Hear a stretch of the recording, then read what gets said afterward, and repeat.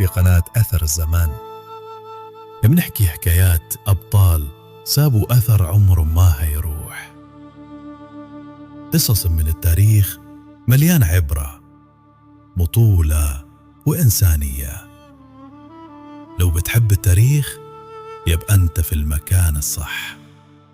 في وسط مكة قبل ما الإسلام يجي كان في شاب هادي رزين عقله كبير من صغره، اسمه عامر ابن عبد الله، بس الناس عرفته بعد كده باسم أبو عبيدة ابن الجراح.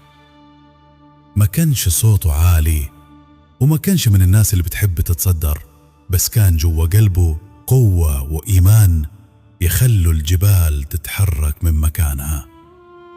أول ما الإسلام بدأ سمع كلام النبي محمد صلى الله عليه وسلم وقلبه تحرك على طول، ما ترددش، ما استناش، راح وآمن من أول لحظة. وكان من أوائل الناس اللي دخلوا الإسلام في دار الأرقم، من العشرة اللي سبقوا الكل.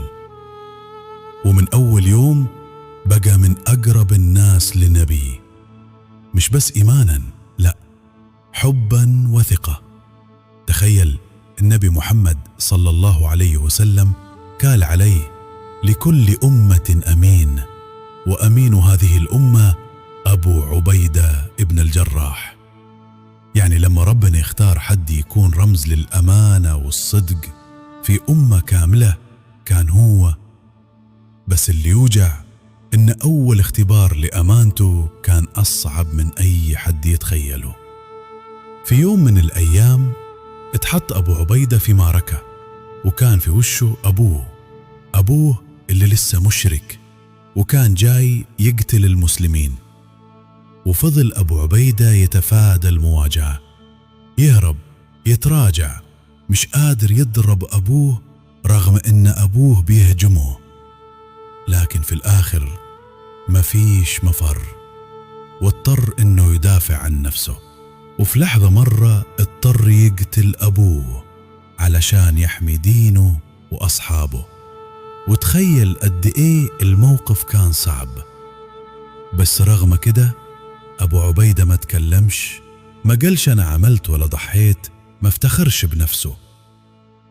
ولما النبي محمد صلى الله عليه وسلم عرف قال: هذا هو الإيمان فعلا.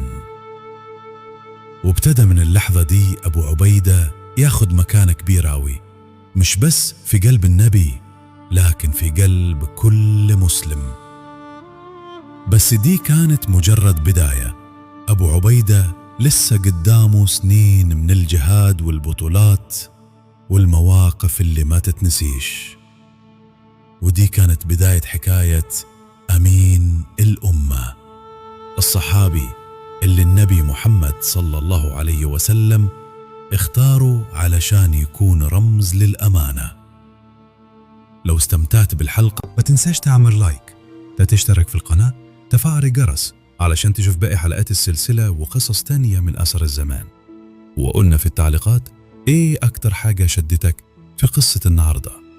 استنونا في الحلقة الجاية واللي فيها هنشوف أبو عبيدة بيقود جيش من غير ما يرفع صوته.